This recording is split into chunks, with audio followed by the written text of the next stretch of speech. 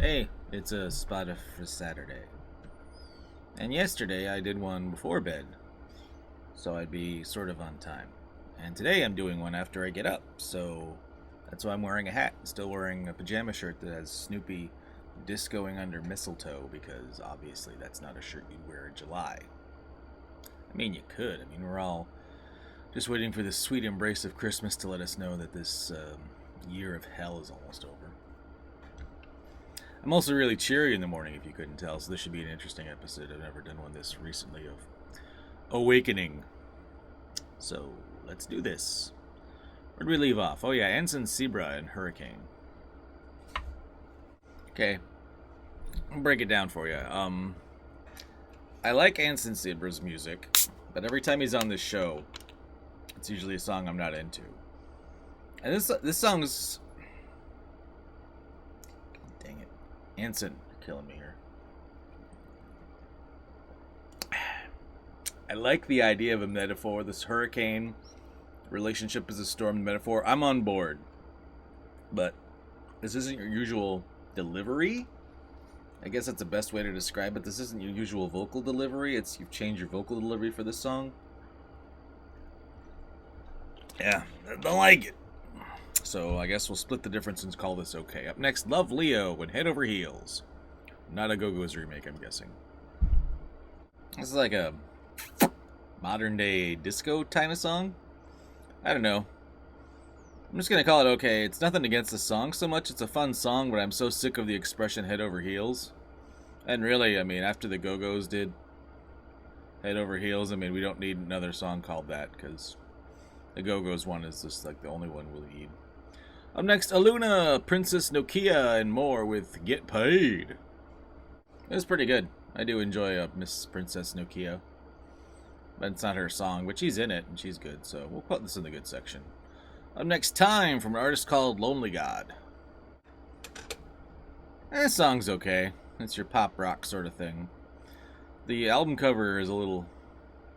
It's like 3 wrists and each one's wearing 6 watches. The most disturbing store I've ever been to. It's not there anymore. There's a store at the Empire Mall in Sioux Falls called Ayler's Clocks. It was a clock store, obviously.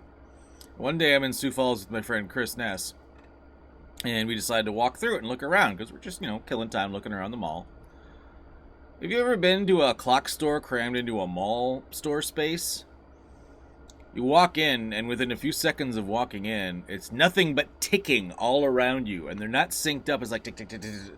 And you actually can feel time passing through you and exiting you, and you can feel yourself passing through time. Or maybe that was just me, but either way, it freaked me the fuck out, so we had to leave. He felt it too. It's just, wow. I could see why that store did lag. You could feel time passing. And it really plays with the idea of how much time we have. Everyone would be freaked out about how finite time is. Just walk into a room full of ticking clocks that aren't synced up. Of course, if they'd been synced up, that'd been even creepier. Up next, Oliver Malcolm and the Machine. I guess Florence wasn't available. It was pretty good, but there's been like this kind of weird 80s pop rockish male artists is like a big thing lately. I don't know. This is fun. It could, maybe alternative, maybe not. I don't know. I don't know what Oliver Malcolm is considered. Up next, The Light from Joey Bad, $. Yes, I know what that means. I've never been a huge fan of Joey Badass, but you know what? This is a good song. It's a really good song. I like it. Up next, Stay Solid, Rocky, and Viola. I'm guessing there's no Viola in it. This is about Viola Davis. By the way, I know it doesn't get really mentioned because a lot of people didn't like the movie, but Viola Davis just killed it as Amanda Waller in this Suicide Squad movie. So, I would just like to say that again, just because I actually didn't mind the Suicide Squad movie. I don't know, I thought it was alright. I don't know, I'm curious to see what, what's his name, James Gunn does with it. Up next, Peter Manos, and not Manos, the Hand of Fate, and Zach's Ballad. Never was really talking about, male pop rockish stuff. There's all this male AC ballad stuff lately, too. And This is not a great example of that. Up next, SAYGRACE and Girl. This is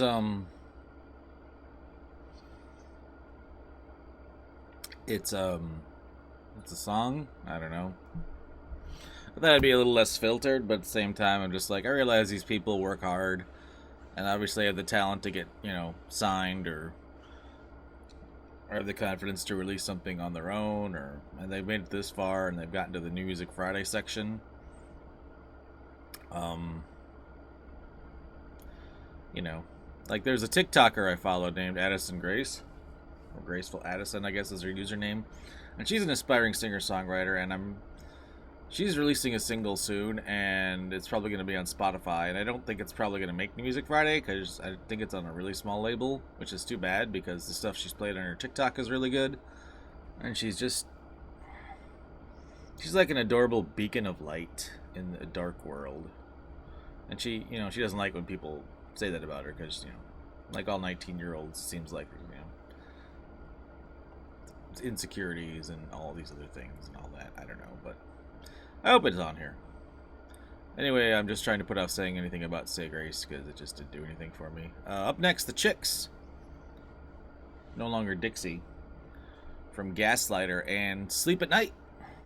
Again, you know, this is nothing against the Dixie Chicks. I have no problem with the Dixie Chicks. In fact, from the first, I actually was working part-time on an AM country station when they released their first ever single, I Can Love You Better.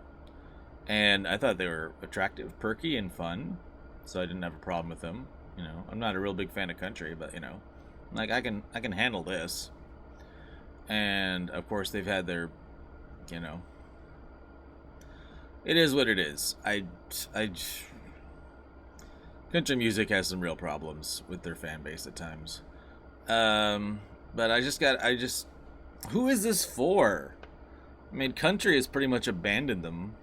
Pop never really embraced them other than their Landslide cover. I don't know. I mean, this sounds very pop, but it also throws in some banjo. I mean, if you know how hard it is to sell a banjo in a pop song, just ask Sophie B. Hawkins. Her fight over that pretty much derailed her whole career. I don't know. I mean, this is good. I have no idea where I'd play it if I was in charge of like a station cluster that had every radio station's format. I don't know where this would go. I really don't. It's so trying to be so many things. I mean, it's good, so I put it in the good file, but I just don't know who this is for or where it goes. Like, remember that thing where you like itch something and don't realize it was bleeding, and then this was like really bad earlier. I cleaned it up, but yeah, there was like a huge like blotch, looked like a shot or something. Anyway, Keith Urban's up next with a song called Superman. This is not a country song. Not even close. If this gets played on country radio, I would be genuinely shocked. It sounds like he's going straight for pop. This sounds like if Taylor Swift was a dude and you skipped those transitional records and went straight to her last record from her first record, sort of thing. This is totally going for AC, maybe even pop radio. I can't imagine this being on a country station. It's like, other than the name, this has nothing to do with country. It's weird. So, yeah. But again, like, who is this for? I mean, is pop going to embrace Keith Urban? I mean, country's never really turned its back on Keith Urban. A lot of confusing music this morning. I guess should be drinking something stronger than Diet Pepsi, I guess. I already downed a Mountain Dew before I started this, so there's that too. Meghan Trainor, Underwater with Dylan Francis. That's next. I'm all for Meghan Trainor taking her songs and making them even dancier. She does dancing music well. This is good. Up next, St. John with J Balvin and Imanbek, and the Imanbek remix of Roses. I always forget. I see St. John Roses. I'm like, what the hell song was that? But then I hear it and I'm like, oh, that one. I always forget who sings it and what it sounds like when I just see the name. But then I hear it and I'm like, oh, that one. Yeah. Yeah, the remix is pretty good. Up next, Zion and Lennox and Naughty Natasha and te mueves. This is fun. I could dance to this badly. I mean, I can do that to any song, but I would actually, you know, choose to dance to this badly. Up next, NOTD and Nina Nesbitt and Cry Dancing. As in, people cry when they see me dancing. This is another fun one.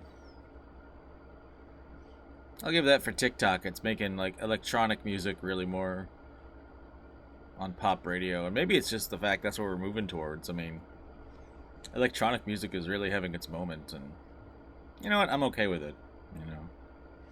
One of these days I'll do my video where I rant about why rock music is becoming a niche genre and what we can do to fix that. If we can do anything to fix that.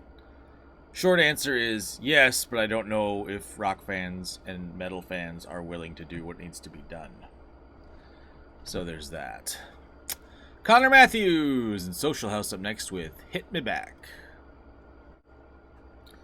This is one of those kind of bouncy, all reggae-flavored summer songs.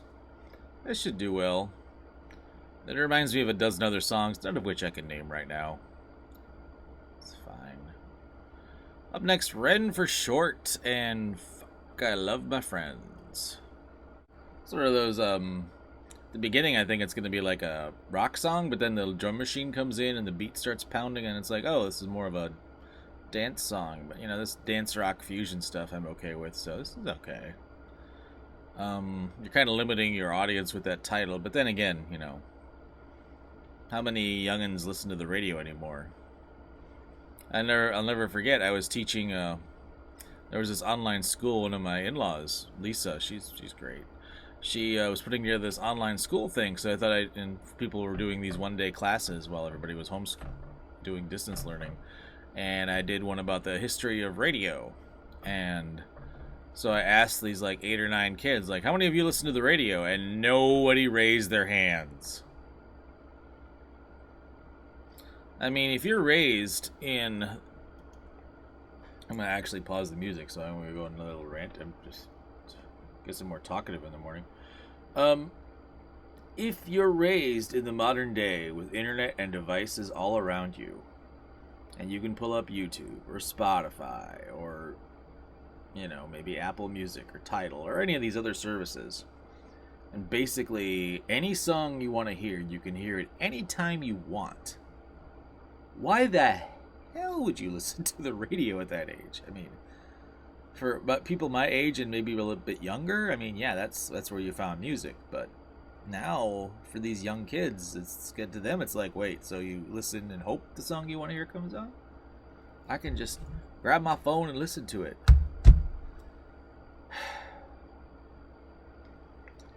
I mean, I don't think radio is going to die or anything, but it's just, I don't know how we're going to win over. Eventually, it's that audience thing. It's like, I don't know. I just don't know.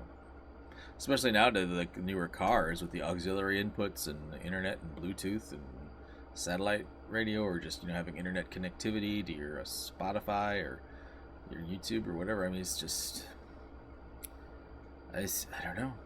I don't know. Maybe we turn back into radio dramas and, you know, maybe doing talk shows on the radio. Oh, like podcasts. Yeah, kind of like that. Yeah. I don't know. It's going to come back around full circle. I have no idea. I'm not a futurist. Up next is CXLOE, or I don't know what it's called. 12 Steps. This is good. It reminds me of 32 Footsteps by They Might Be Giants only in title. But yeah, this is good. I can see this one. It's just, please give us some clarification on how you say the name. Up next, YUNGBLUD and Strawberry Lipstick. Is YUNGBLUD wearing Ginger Spice's British flag dress on the album cover? Or a version of it? It's a cool dress.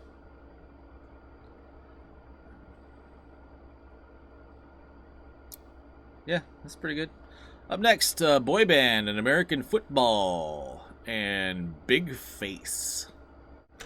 This is okay. Reminds me of, I don't know, for some reason I think Big Face, I think Mount Rushmore, and oh dang it, as a native South Dakotan, but as also somebody who is, moved away from South Dakota and has done more research on stuff, I have really conflicted feelings about Mount Rushmore.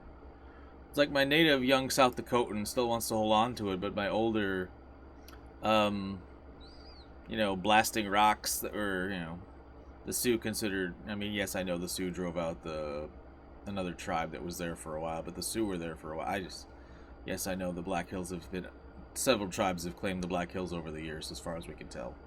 So, but still, dynamiting it with 4 presidents who, while smart guys, and it's hard to really shine a prism of modern beliefs backward to people who weren't as enlightened. The 4 guys on Mount Rushmore didn't really have a lot to say about Native Americans. It was good. At least Andrew Jackson's not up there. Yeah. Never mind that the guy who did the mountain was not exactly the greatest guy either. It's complicated. Because it's also, such a big part of South Dakota's identity is we have Mount Rushmore. It's like, boy. There's a book. It came out a long time ago. I don't even know if it's still in print. It's called Mount Rushmore, an Icon Revisited. And that was really the beginning of me reconsidering Mount Rushmore. Because I saw it and I'm like, this sounds like an interesting topic to me. Yeah. It's a little outdated now because he talks about Devil's Tower, and one of the William Petfish is a guy who used to always fight about the right to climb Devil's Tower, and he's since fallen off Devil's Tower and died. So that happened. This is going to be a long video, and there's going to be these long stretches not about music. And if you're here for just the music talk, I'm sorry. But if you're here to just hear me talk or see where tangent I'm going to go on. Up next, Boy Pablo with Honey. Remember Radiohead's first album was called Pablo Honey? This is just Boy Pablo with Honey. And it's okay. Much like my feelings about Radiohead. Boom! Radiohead slam! Nah, I'm okay with Radiohead. Sometimes I don't get it, but, they're okay. Up next, Calboy and Clueless. This is okay, but not once does he mention the star of Clueless and many other films. And I can't remember her name now. Oh my gosh. I've had a real problem remembering actors. I couldn't remember Robert Downey Jr.'s name earlier. Now I can't remember the star of Clueless's name. She's blonde. Is that Alicia Silverstone? Yeah, it's Alicia Silverstone. That's what I couldn't remember for a second. Up next, Shoreline Mafia and Perk Popper. This is a good song, but I'm only going to be okay because we shouldn't be encouraging popping of Percocet. It's not good. Up next, Joy Oladokun. Joy O and Smoke. Not a fan of the name, which I can't say to save my life, but the song's okay. Up next, close out the day with Steve Aoki, Frank Walker, and AJ Mitchell and Imagine. Oh, don't you dare be a John Lennon cover. It's not a John Lennon cover, and it's actually a pretty good dancey little fun song. Aoki does it again. And I'll do it again. I'm going to record Monday and Tuesday next, so you get more of this. Yep, it's your lucky day, whatever day you're watching this.